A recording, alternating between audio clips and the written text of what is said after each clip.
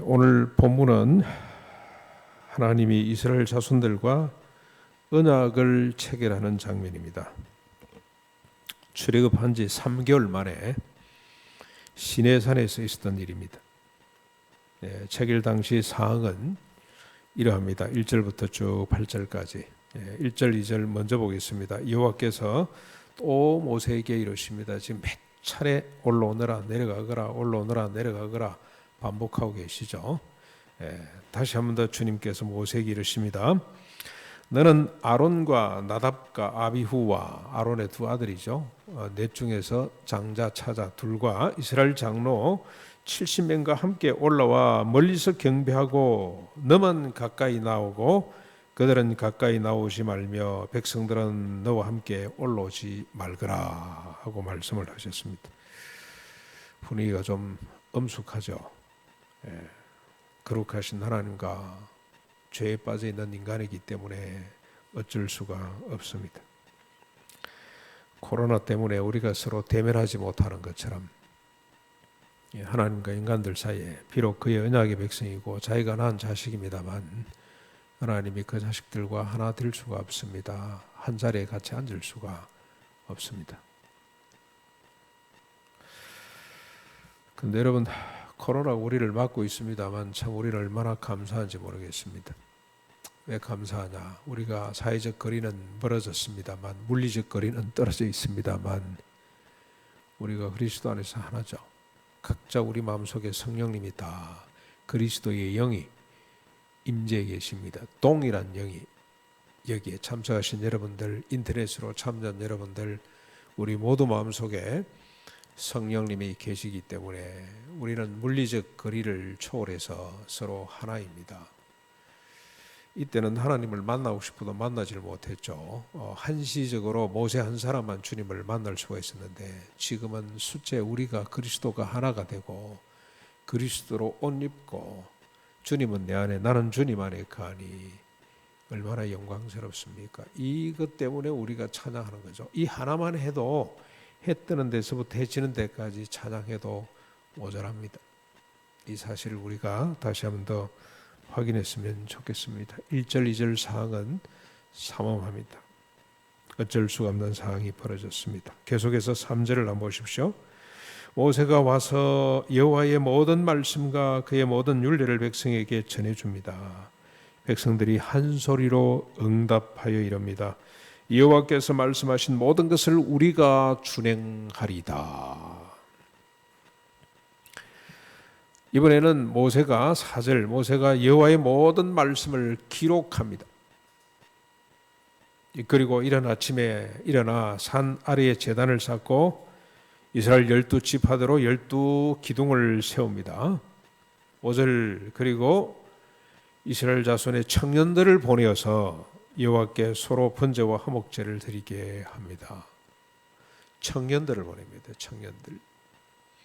앞으로 이 무리를 공동체를 책임지고 이끌어갈 청년들에게 제사를 지내는 이런 소임을 맡겼습니다.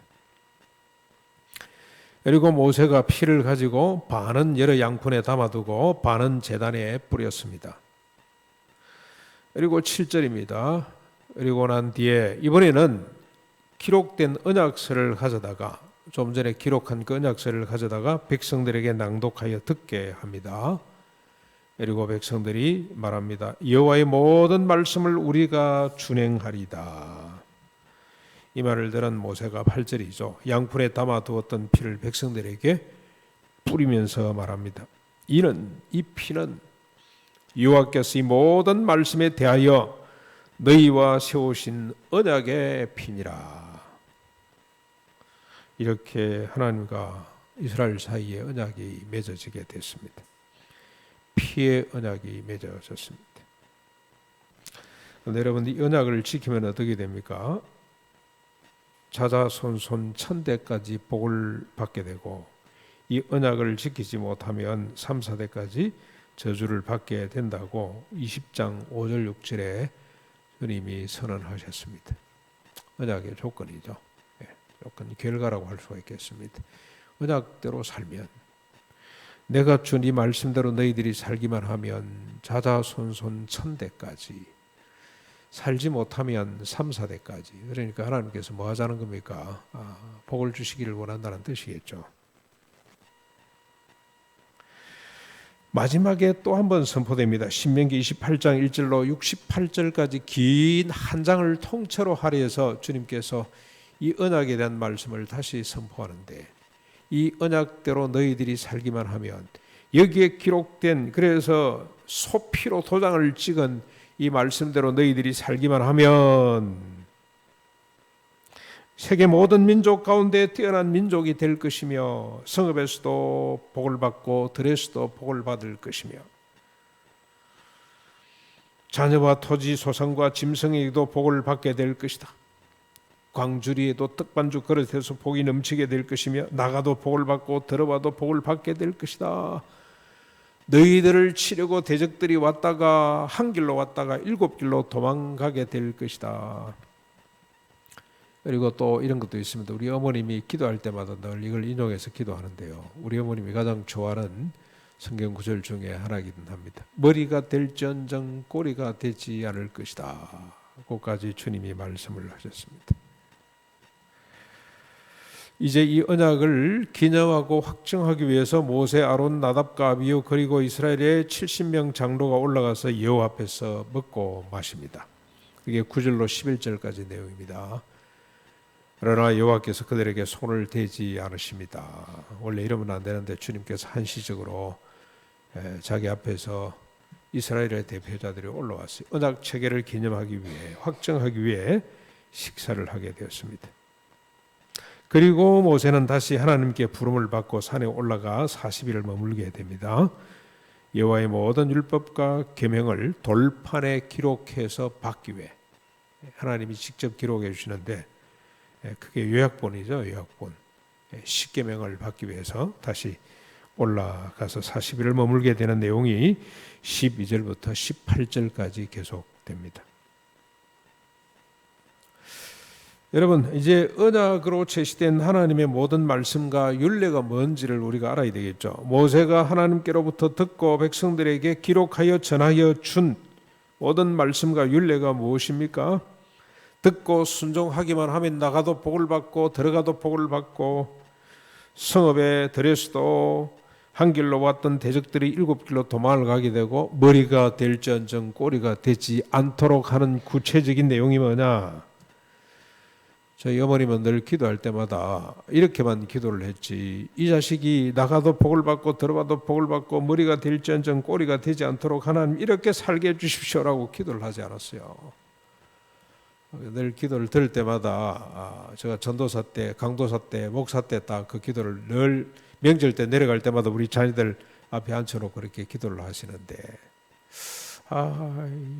70, 80, 지금은 뭐 90, 내년 되면 90이 되는데, 우리 어머님이 모태신앙이거든요. 평생 예수를 믿어왔는데 왜 기도가 여기서 끝날까? 조금 더 들어가면 하나님이 이렇게 살도록 하기 위해서, 이런 복을 받도록 이렇게 살도록 해 주십시오. 그랬으면 얼마나 좋았을까?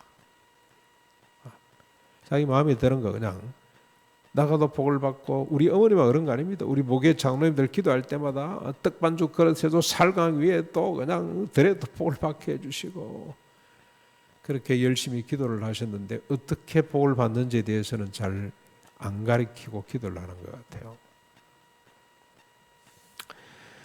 시내산에 도착하면서부터 이 언약이 체결될 때까지만 하나님이 주신 계명들, 하나님의 법도와 율례를 한번 정리해 보겠습니다.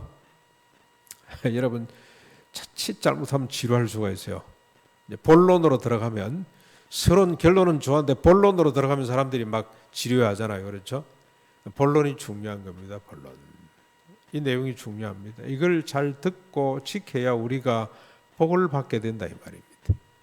세계에서 제1가는 뭐라고 그랬습니까? 모든 민족 가운데 뛰어난 민족이 되어서 잘 먹고 잘 사는 것이 아니고 열국을 복되게 하는 하나님의 원래 소원을 이루게 하는데, 그 구체적인 내용이 뭐냐? 우리가 정신을 바짝 차리고 들어야 됩니다. 이 기록을 해보려고 그러니까 너무 많아가지고 제가 그냥 말로만 할 테니까 여러분 잘 들으시고 새기시길 바랍니다. 첫 번째는 십계명이 주어집니다. 너무나 잘 알기 때문에 넘어가 있습니다. 두 번째는 제단법이 주어집니다. 시내산에 도착해서 지금까지입니다. 613가지 중에 몇 가지만 소개를 하겠습니다. 제단법이 주어집니다. 무슨 법인지 아시죠? 너희들이 제물을 드리고 싶을 때 흙덩이 위에다 드리고 꼭 돌멩이로 하고 싶으면 다듬지 않은 자연석 위에다 올리거라. 그걸 예쁘게 다듬다고 징을 떼거나 계단을 만들어 놓고 오르락 내리락 하면 내가 저주를 내릴 것이다. 고 말씀을 하셨습니다. 종에 관한 법도 주었습니다. 히브리인을 종으로 사면 6년 지나고는 7년 차는 반드시 돌려보내야 됩니다. 반드시 자유롭게 해줘야 됩니다. 만약 그 종이 단신으로 왔으면 단신으로 나가고 장가들어서 왔으면 가족들 다 데리고 가도록 합니다.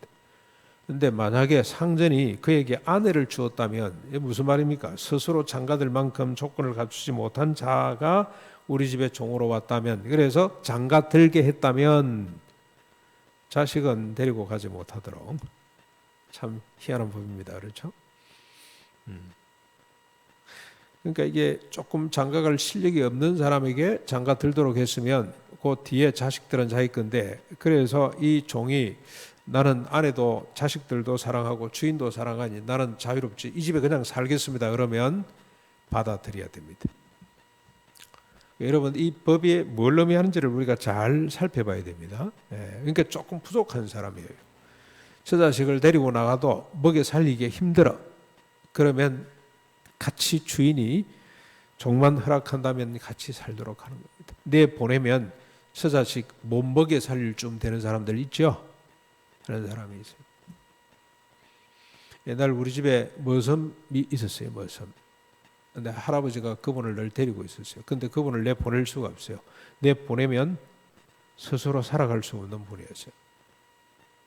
그래서 그가 장가를 들어서 처자식까지 다 주인이 책임을 지는 그런 법이에요.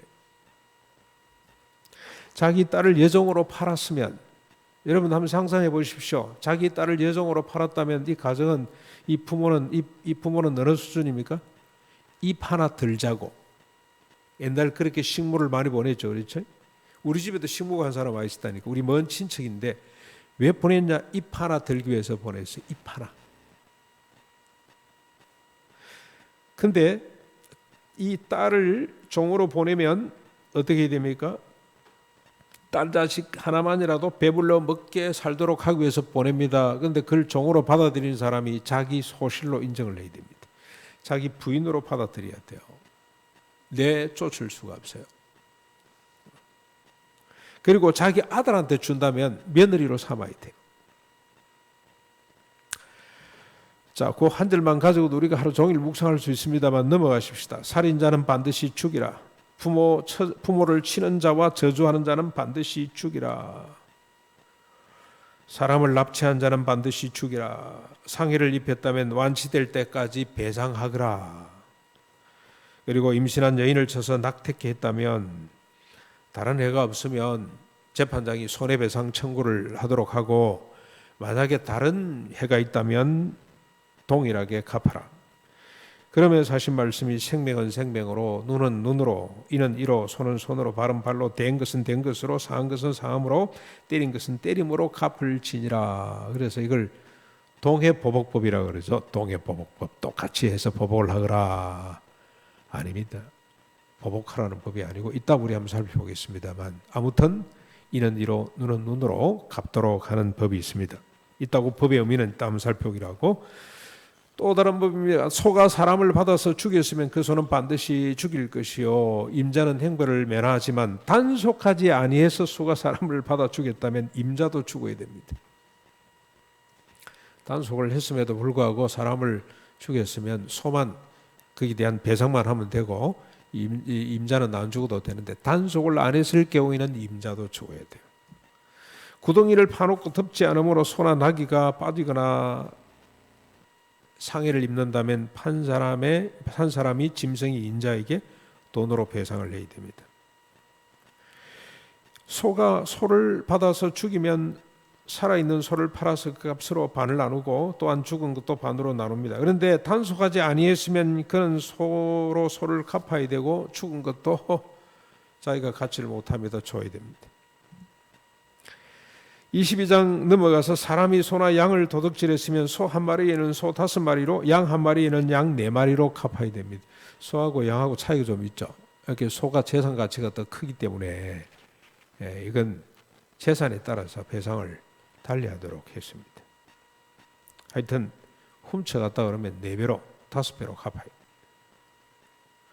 도둑을 보고 쳐 죽였는데 죽였지만 피 흘린 죄가 없습니다. 그러나 해가 돋은 이후에 도둑이 들어왔는데 죽이면 핏값을 물어야 됩니다. 살인죄가 적용이 되는 거죠. 해가 뜨기 전에 어두운 데는 너무 위협적일 때, 자기 정당 방어가 좀 힘들 때, 그때는 혹 살인을 해도 살아날 수가 있습니다만 살인죄 적용을 받지 않습니다만 멀쩡한 대낮에 사람을 죽이면 이런 살인죄에 해당합니다. 그리고 재산 피해 보상법이 있습니다. 배상법. 짐승을 먹이다가 물품을 맡았다가 기타 여러 가지로 재산에 손해를 끼치면 배상을 하는 법입니다. 처녀를 깨어 동침했으면 납폐금을 주고 아내로 삼아야 됩니다. 아내로, 반드시 아내로. 만일 그 처녀의 아버지가 동의를 안 하면 거기에 따른 배상만 해도 됩니다. 여러분, 저 먼저 있던 교회에 고등학생 하나가 이런 일을 저질러 가지고 고등학교 2학년짜리가 여자친구를 데리고 와서 내가 이렇게 잘못됐으니 결혼을 시켜주십시오. 2학년 갈 뻔했는데 부모님들의 설득을 잘 해서 대학 졸업과 동시에 결혼을 시킨 적이 있습니다. 무당과 수험하는 자와 다른 신들에게 제사하는 자는 반드시 죽이라.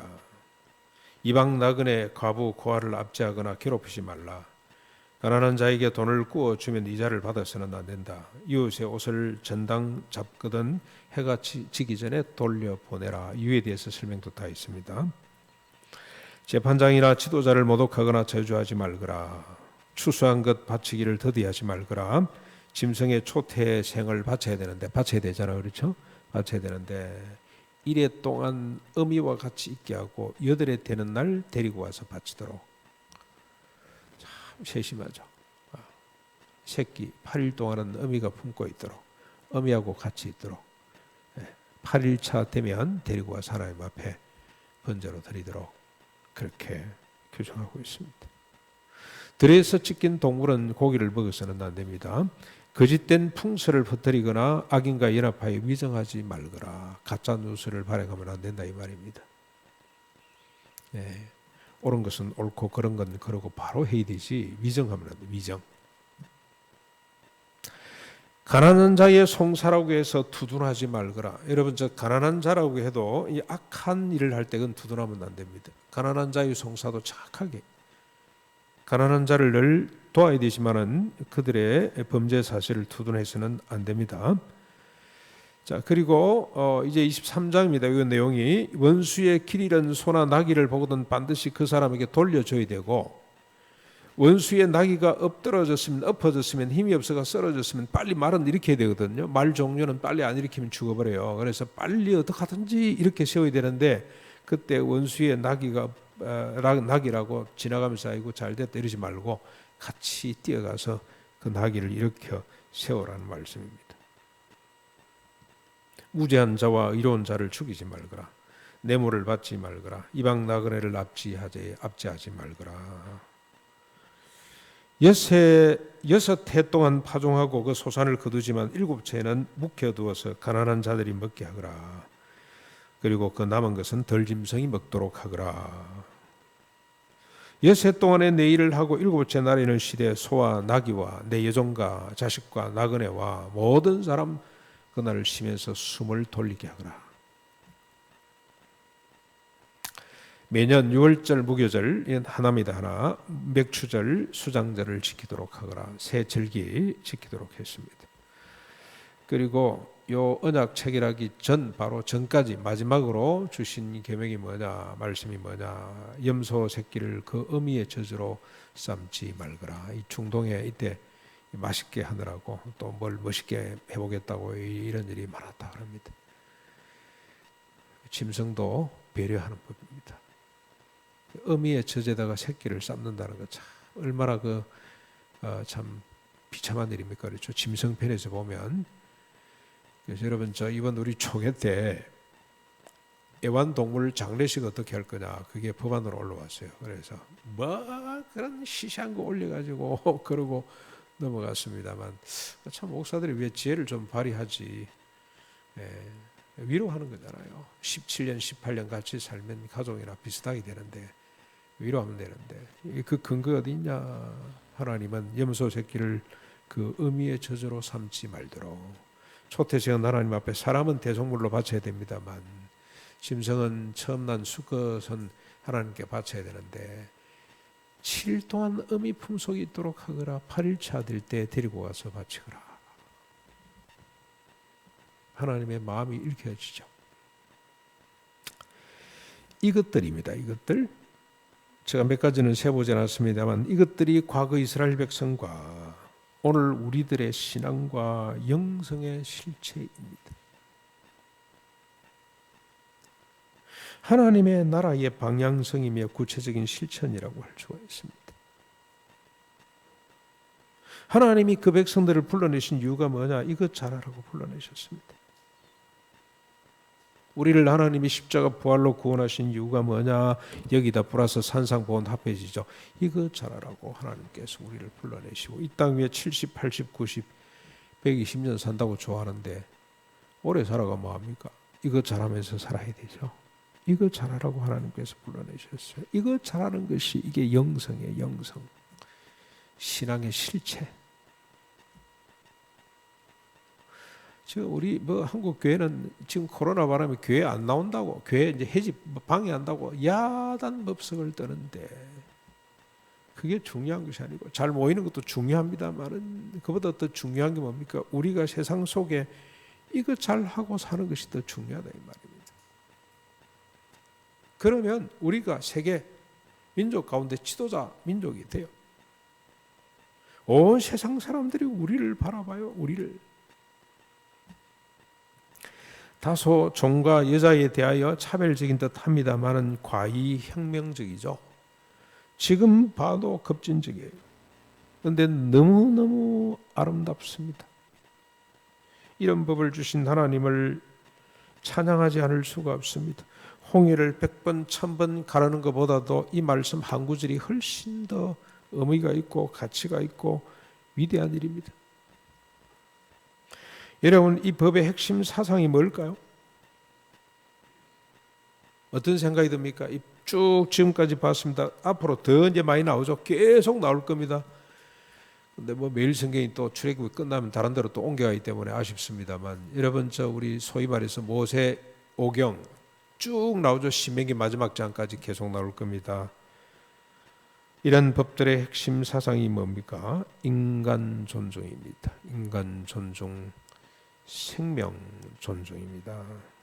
모든 인간이 존엄하고 안전하고 행복하게 살도록 하는 법입니다. 동해 보복법이 아니에요. 이 뺏으니 니도 빼라 그게 아니고 서로 이를 빼지 못하도록 서로 눈을 뽑지 못하도록.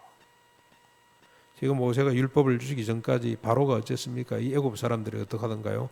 자기 필요에 따라서 바로가 남의 이도 뽑고 남의 생명도 가져가고 남의 눈도 뽑아가고 다 뽑아가는 거죠. 근데 그걸 못하게 만든 법이에요. 갑이 을의 눈을 뽑았으면 갑 지 눈도 뽑아야 돼. 그러니까 갑과 을이 평등하게 되는 법이에요. 평등하게. 보복하지 못하도록. 이 갑의 행포를 제한하는 법이 이 법입니다. 이 법. 그래서 모든 인간이 갑과 을이 동등하다, 존엄하다, 평등하다, 행복하게 살아야 된다고 약자를 보호하는 법이에요. 강자의 힘의 한계를 정하고 약자를 보호하는 법이 이 법입니다. 동해 보복법이 아닙니다. 성경을 잘못 읽은 겁니다. 특별히 약자 중에서도 고아, 가부, 나그네를 사랑하는 법입니다. 아예 이런 약자가 생겨나지 못하도록 하는 법이 오늘 하나님이 주신 법의 정신입니다. 한국을 대표하는 은혜 목회자가 이들 약자를 아주 재미있게 표현을 했어요. 아, 맞다. 야, 이 양반은 정말 말을 만들어내는 달인이구나. 하나님의 VIP, 하나님의 VIP, 고아 가보 나그네, 하나님의 VIP라는 표현을 썼습니다. 적절한 표현입니다. 그런데 아무리 들어봐도 왜 하나님이 이들을 VIP로 삼았는지에 대해서는 설명이 없습니다. 너무 아쉽습니다.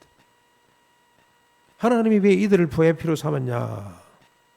왜 하나님이 약자를 보호하도록 이런 법을 만들으셨냐?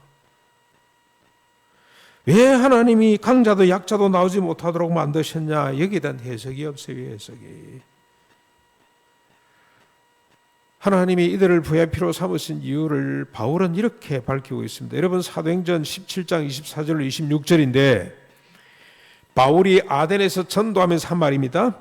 복음이죠, 복음. 제가 소개를 하겠습니다. 우주와 그 가운데 있는 만물을 지으신 하나님은 천지의 주제시며 만민에게 생명과 호흡과 만물을 친히 주시는 분이라. 인류의 모든 족속을 한 혈통으로 만드사 온 땅에 살게 하시고 그들의 연대를 정하시며 거주의 경계를 한정하셨다. 무슨 말입니까?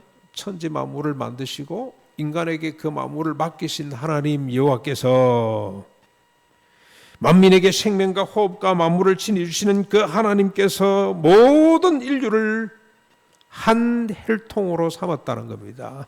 한 혈통, 한 가족, 하나로 묶으셨다 그 말이죠.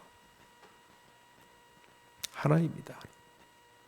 그래서 약자들이 생기라면 안 되고 강자들이 생겨도 안 되고, 약자만 생기라면 안 되는 게 아니고요, 강자도 있어서는 안 되고 약자도 있어서는 안 됩니다.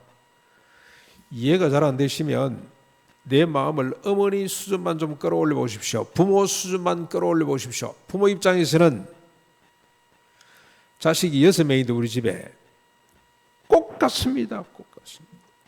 우리가 부모 마음 정도로만 우리 마음을 높여도 형제가 서로 따로따로가 아니고 하나입니다. 하나. 그렇죠? 그런데 이 부모 마음이 아니라 조금만 더 위로 하나님만큼 올리면, 이게 여러분 그리스도로 옷 입은 사람들이라, 우리가 그리스도로 옷 입은 사람들의 입장에서 보면 온 인류가 서로 하나입니다. 네 민족 내 민족이 없어요. 갑과 을이 있을 수가 없습니다. 똑같습니다. 하나입니다. 하나. 부모 입장에서 자식이 하나인 것처럼. 저는 제가 장남이기 때문에 우리 어머니가 저를 편애하는 줄 알았어요. 우리 동생이 맨날 그럽니다. 세창이 아버지입니까? 세창이 엄마입니까? 세택이 아버지지. 맨날 세택이 아버지 부르잖아요. 에?